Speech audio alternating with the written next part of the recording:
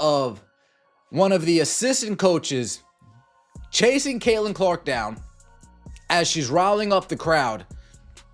And it seems like she's getting scolded, reprimanded, told, hey, all that hyping up, don't do that. Don't do it. Let's take a look here first.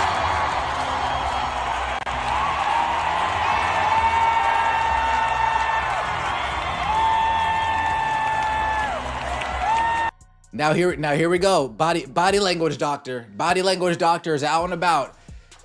Caitlin Clark's like, what the hell is this? So look, I don't think it's any secret that I'm not a fan of the Indiana Fever backroom staff. I'm not a fan of what they're trying to do to Caitlin Clark, and I fully believe they're trying to dim the flame of Caitlin, and they're trying to make her fit in to what the WNBA used to be, rather than fit out and be her.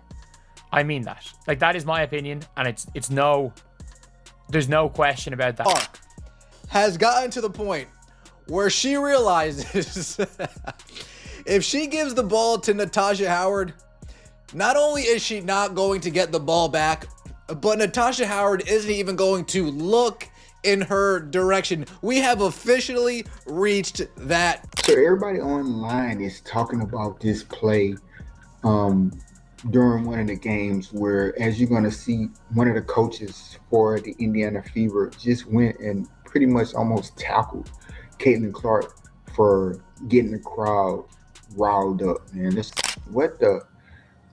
Why is she doing it? And I want to say that's this lady right here, Karima Christmas Kelly, one of the assistant coaches. And as you see right there, she just seemed to have went and grabbed the Caitlin Clark as Caitlin Clark was trying to get the team, the crowd amped up for a big time game. And last season in the WNBA, Caitlin Clark was 26.5% of all economic activity. As a rookie, merchandise in the league went up 234%. But here was the one that struck me. Before she got there, the Indiana Fever, the valuation of the franchise was $90 million. After playing, 40 games, the valuation of that team now is $340 million. I don't think it's a game you duplicate. There is no second Steph Curry. There is no other player that plays like that. She could be $1 billion athlete. Like, when I see these numbers, I'm like, oh, this is Tiger. Imagine leading your team to a huge win. The crowd is roaring, the cameras are flashing, and just as you're soaking it all in, your own coach physically intercepts you to shut it down. That's exactly what happened to Caitlin Clark, and the moment has social media in a full meltdown. The footage is real, the reactions are wild, and nobody can believe what they just saw. Was it a power move, a miscommunication, or straight-up sabotage? Whatever it was, fans aren't letting it slide. One thing is clear, Caitlin Clark just got blocked, and not by the opposing team. But like, this clip getting shown again, and it's just, in my opinion, is completely unacceptable. It is completely unacceptable. Like, if a coach did this to any other player in the league, they'd be fired.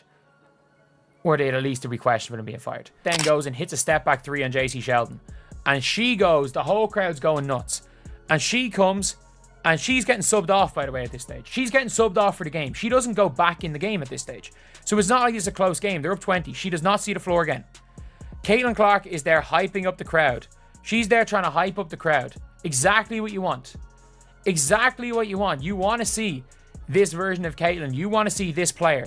And watch what happens here. So the coach just grabs her. Just grabs her out of nowhere. And I'm like, I don't think there's anything too malicious in that. I don't know if there's anything too malicious. We don't know what's said. But like, you can't just grab. One moment, Caitlin Clark is electrifying the arena, firing up the fans after a massive play, doing what only she can. The next, her own assistant coach, Karima Christmas Kelly, lunges forward like the celebration patrol, physically grabbing and stopping her as if she just tried to board a plane with a full bottle of shampoo. The look on Clark's face said it all. Pure, stunned disbelief. That classic, did that really just happen? Pause. It wasn't frustration or outrage. It was the quiet awareness that even celebrating now has limits in Indiana. Joy apparently now comes with a whistle and a sideline warning. That is transpiring with the Indiana Fever, but I said this yesterday, there is definitely something going on within the locker room, the front office. Something is off, man. This is the third situation in one game we have had involving Caitlin Clark and the coaching staff and pretty much another player. We had the Natasha Howard situation where Caitlin Clark bent down to tie her shoe up because she knew Natasha Howard wasn't even going to pass her the damn ball. And I'm telling you right now, that whole situation is crazy in itself. Ever since DeWanna Bonner been gone, they have simply turned this thing into the Natasha Howard team, bro. Let's be real. This isn't some isolated incident. It's just the latest and most blatant example of a messy, awkward, and downright frustrating pattern that has been building since draft night. This is a team where Clark has been so consistently frozen out by certain teammates that she's resorted to silent on-court protests, like the now infamous shoe-tying incident. In that moment, she completely gave up on a possession because she knew teammate Natasha Howard, a black hole on offense, would never pass her the ball. The signs of internal dysfunction are everywhere. You'd think breaking records and single-handedly reviving a franchise would earn her a little freedom, but nope. Even her celebrations have to go through the approval committee. It's control disguised as coaching, and fans are finally seeing it for what it is. Caitlin Clark has been knocked on her ass. She's been knocked on her ass. She's been cheap-shotted. She's been poked in the eye. Everything. They have beat the Connecticut Sun. This is a month ago nearly. The Connecticut Sun beat the crap out of her. Absolutely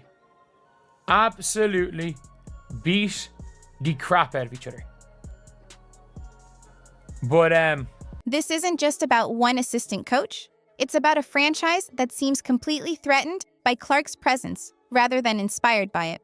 They stumbled upon a once-in-a-generation star and immediately handed her a checklist that reads, "Tone down your personality, share the spotlight with teammates who struggle to hit layups, and always keep us looking in control." This isn't just crossing the line. They're doing cartwheels over it, blindfolded. This is sabotage with a clipboard. They are trying to dim her flame, to make her fit into what the WNBA used to be, rather than letting her be the revolution she was born to be. The entire coaching philosophy feels less about development and more about containment. Somebody had put on there, has this coach been reprimanded, suspended, fired? This is really terrible behavior. What is happening behind the scenes? If the WNBA wants to do an investigation, they might want to look into the FIBA staff treatment of Caitlin Clark. And you see right here, women are equal, correct? We all know the story. This would be if there were a male coach, why the double standard? Fire her. Coach's posture is interesting. I remember seeing it live and thought it was weird. From a business standpoint, this is a billion-dollar blunder of epic proportions. Let's look at the numbers, because they are staggering. In just one season, Caitlin Clark has been responsible for an estimated 26.5% of all economic activity in the WNBA. League-wide merchandise sales are up 234%. Before she arrived, the Indiana Fever franchise was valued at a modest $90 million. After just 40 games of the Clark effect, that valuation has skyrocketed to $340 million. An analyst even compared her economic impact to Tiger Woods for golf and Michael Jordan for basketball, arguing her relative importance to her league is even greater. She is a walking, talking economic stimulus package, and her own team is treating her like an overzealous intern who needs to be reined in. It's not just fumbling the bag, it's lighting the bag on fire and using it to roast marshmallows while complaining about the smoke. No one is giving you a chance, and it's not fun no more. Angel Reese fans no longer making it fun. They've been very draining and exhausting. The Caitlin Clark haters is no longer making it fun. They draining and exhausting. Your fans, some of the CC fans are no longer making it fun. They are draining and exhausting. No one, not one, is giving you the opportunity in your era to grow, for you to get better. Everyone has high expectations of you because of what you did your first year. This all feeds into a more controversial, unspoken agenda. Let's be honest, there are people in power who don't know what to do with a white Midwestern woman who isn't playing the league's preferred political games and is dominating the narrative purely through her talent and charisma. She doesn't fit the mold. For an ecosystem that often thrives on identity politics and carefully curated underdog stories, her straightforward supernova success is a problem. It feels like she's being quietly punished for being too successful, too quickly, and for not fitting into a pre-approved box. They don't know how to market her, so they're trying to manage her instead. Caitlin Clark getting basically wrecked. This is one of the worst decisions that I have ever seen any league engage in. Caitlin Clark is the biggest draw for a team sport in my life relative to the audience that would be fans of the sport without her. Bigger than Michael Jordan was for the NBA, bigger than any NFL star has ever been. All of those sports were very popular before those athletes got there. Caitlin Clark is the golden goose. Every game she is dropping golden eggs, and they are trying to strangle the golden goose to death. It's one of the dumbest things I've... You can see the toll this is taking on her. The joy that defined her college career, that infectious energy, is still there, but it's fading. The sparkle in her eye isn't gone. It's just blinking, fighting to stay lit amidst the dysfunction. That confident swagger has been replaced with furrowed brows, sidelong glances, and distant stares, as if she's mentally calculating her trade value while running off a screen. She was drafted into chaos, thrown into a locker room with cold chemistry, and coached by a staff that seems to view her as a liability. Every game feels like a group project where the star student is being graded on everyone else's sloppy work. Eventually, someone has to ask the question, why stay? Why keep pretending this is a developmental year when in reality, it feels like a slow, painful rejection of everything that makes Caitlin Clark great? Now, I said this yesterday. I'm all for the veteran players. But at the end of the day, did we all forget that this is Caitlin's team? Like, did y'all just throw that whole situation out the window? Number 1 draft pick, rookie of the year, breaking all the damn records like they're scratch-offs? Bruh. What is we doing here, dog? I mean, Stevie Wonder could see that they tripping, man, at this point in time. I mean, I want to see the Caitlin we seen in Iowa. What happened to the Iowa CC? The greatness. I mean, bruh, we haven't seen the Logo 3 in a month, bruh. Hey, Caitlin Clark, this is for Caitlin. If you're not Caitlin, keep it pushing. Okay, this is for Caitlin only. Caitlin, what I'm about to tell you as a supporter of yours, as a fan of yours, that has been watching you since Iowa, I'm gonna hold your hand when I tell you this. The WNBA, it's time to wrap that shit up. Okay, it's time to go. Pack your shit up. Let's go. I don't want this for you no more. Okay, I've been here. I don't want this for you no more. It's too much. Too much expectation. It's all about race. It's too biased. Everybody just wants. This is a masterclass in how to lose a superstar. The Fever are actively, whether consciously or not, driving away the most valuable asset in the history of women's sports. If they keep this up, don't be surprised if one day Clark walks into the front office and says, "I'm good." Because there's only so much weird energy, sabotage, and career throttling a person can take.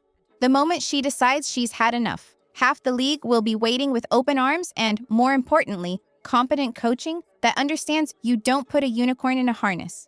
If the Fever don't get it together, they risk losing the very force that made them relevant.